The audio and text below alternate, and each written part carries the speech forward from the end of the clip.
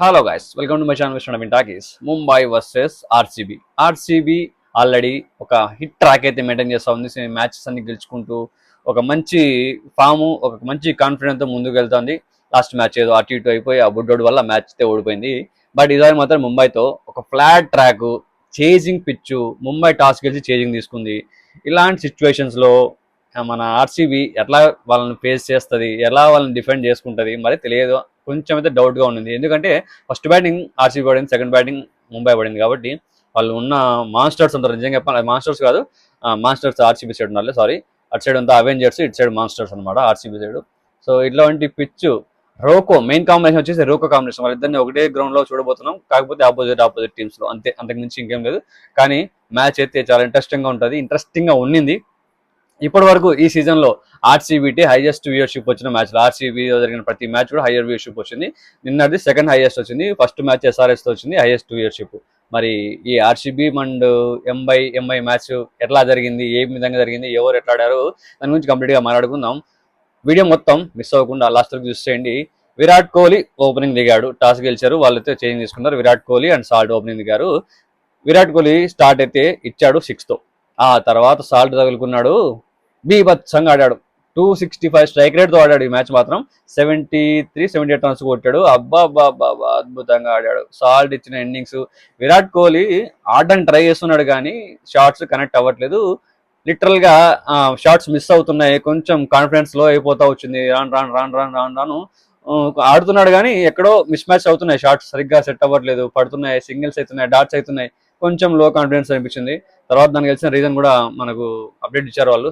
ఎందుకంటే ఇన్నింగ్స్ అయిన తర్వాత మన విరాట్ కోహ్లీ వచ్చేసి స్టాండ్స్ లో కూర్చొని ఉన్నాడు. అంటే హీఈస్ అన్హెల్తీ, అన్ఈజీ, కొంచెం ఏమంటారు, నీ దగ్గర ఏదో నిగులు ఏదో ఉందంట. సో అలాగే ఫీవర్ కూడా వస్తుందని చెప్పి అంటున్నారు. లాస్ట్ బిఫోర్ డే నుంచి కూడా ఆయన కూడా ట్రై చేశాడు ఆడడానికి. అందుకే కొంచెం వీక్ ఉన్నాడు, వీక్ గా కనిపిస్తున్నాడు. అందుకే ఫీల్డ్ లో కూడా లేడు నిన్న. అది మ్యాటర్ పక్కన పెడితే విరాట్ కోహ్లీ స్లో ఇన్నింగ్స్ ఆడాడు మొత్తానికి. అయితే పెద్ద టాప్ ఇన్నింగ్స్ అయితే ఆడలేదు.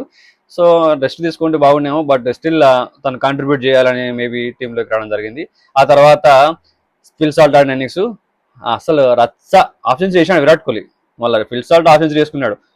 పట్టిద్దర్ ఇక్కడ క్యాప్టెన్ ఇన్నింగ్స్ ఆడాడు. బాబా నేను 12 బాల్స్ లో ఆఫెన్స్ అయిపోతాను అనుకున్నా. బట్ బై మిస్టేక్ ఇంకా అక్కడి నుంచి బాల్స్ కొంచెం మంచి బాల్స్ వేయడంతో కొంచెం డాట్ అయిపోయి పట్టిద్దర్ ఎక్కువసేపు అంటే ఎక్కువసేపు బాల్స్ తీసుకోవాల్సి వచ్చింది.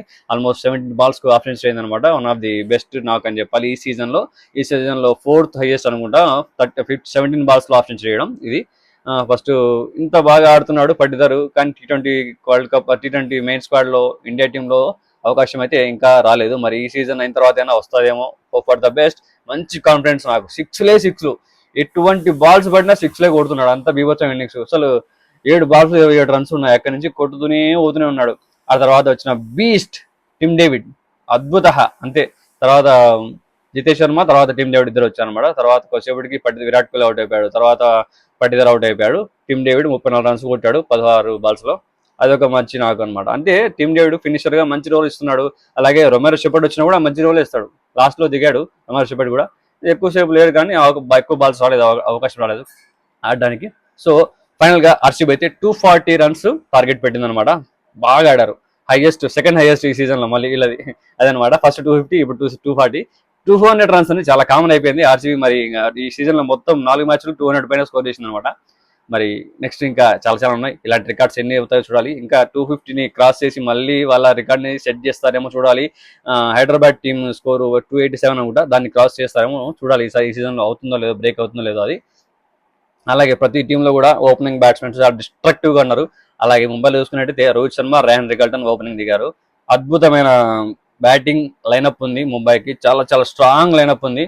అక్కడికి బూమ్రా ఉన్నాడు, బౌల్ట్ ఉన్నాడు, ఇంతమంది ఉన్నా కూడా వీళ్ళు 240 రన్స్ కొట్టారంటే అంత మంచి బౌలింగ్ అటాక్ మీద వాట్సాప్ టు ఆర్సీబీ. అంతే. ఇంకా వాళ్ళ బ్యాటింగ్ అయినా పట్ల ఉంది. బ్యాటింగ్ డిస్ట్రక్టివ్ బ్యాటింగ్ ఉంది కాబట్టి ఒప్పుకోవాలి. ఆర్సీబీ చాలా చాలా మంచి ప్లాన్తో ముందుకు వెళ్తున్నారని మాత్రం అనిపిస్తుంది. అలాగే ముంబై సెకండ్ బ్యాటింగ్ దిగి రోహిత్ శర్మ మధ్యలోనే రిటైర్డ్ హట్ అయిపోయి బయటకు వెళ్ళిపోయాడు. నిగ్గులు ఏదో హ్యాండ్కి ఏదో సంథింగ్ ఇష్యూ అయింది, వెళ్ళిపోయాడు అక్కడి నుంచి. ఆడింటే బాగుండు కొద్దిసేపు అనుకున్న తర్వాత ర్యాన్ రికల్టన్ కొద్దిసేపు ఆడి అవుట్ అయిపోయాడు. బ్రేక్ త్రూ ఇవ్వడానికి సుయాష్ శర్మ వచ్చి ర్యాన్ రికల్టన్ ని అలాగే వచ్చిన వెంటనే తిలక్ వర్మను వెంటనే అవుట్ చేయడం జరిగింది ఒకటే ఓవర్లోనే. అక్కడి నుంచి బ్రేక్ త్రూ దొరికింది, లేకపోతే వాళ్ళు కూడా కొట్టడానికి రెడీ ఉన్నారు. ఆల్మోస్ట్ పవర్ లో 62 రన్స్ కొట్టారు, నో వికెట్. జస్ట్ రోహిత్ శర్మని బయటకు వెళ్ళిపోయాడు అంతే, హట్ అయిపోయి. కానీ అద్భుతంగా పర్ఫామ్ చేశారు ముంబై వాళ్ళు కూడా. వీళ్ళ పర్ఫార్మెన్స్ కన్సిస్టెన్సీ లేదు. హార్దిక్ పాండ్యా 40 రన్స్ కొట్టాడు, ఆ తర్వాత సూర్యకుమార్ అదే ఎక్కువసేపు లేడు, వచ్చిన 21 రన్స్ ఎంతో అవుట్ అయిపోయాడు.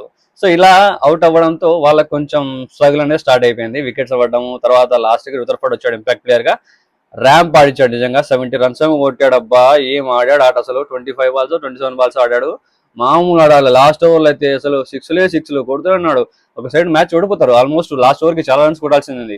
కానీ తన ప్రయత్నం అయితే కనీసం దగ్గర వరకు వెళ్తే నెట్ సేవ్ చేసుకోవచ్చు అని ఆ సిక్స్లు ఆ షాట్స్ అయితే బీభత్సంగా ఆడడం జరిగింది అనమాట. నిన్న వేసిన రసిక్దర్ మంచి బౌలింగ్ వేశాడు, మంచి బాల్స్ వేశాడు, మంచి డాట్ బాల్స్ వేశాడు రసిక్దర్. అలాగే వచ్చిన డఫీ బాగానే వేశాడు. తర్వాత ఇసిరి మింగే బౌలర్ మనకున్న ప్రణల్ పాండ్యా అసెట్ అని చెప్పాలి. ఎటువంటి బాల్ వేస్తాడో ఎట్లా వేస్తాడో అర్థమే కాదు, అట్లా బాగా వేస్తాడు అనమాట. So happy for that.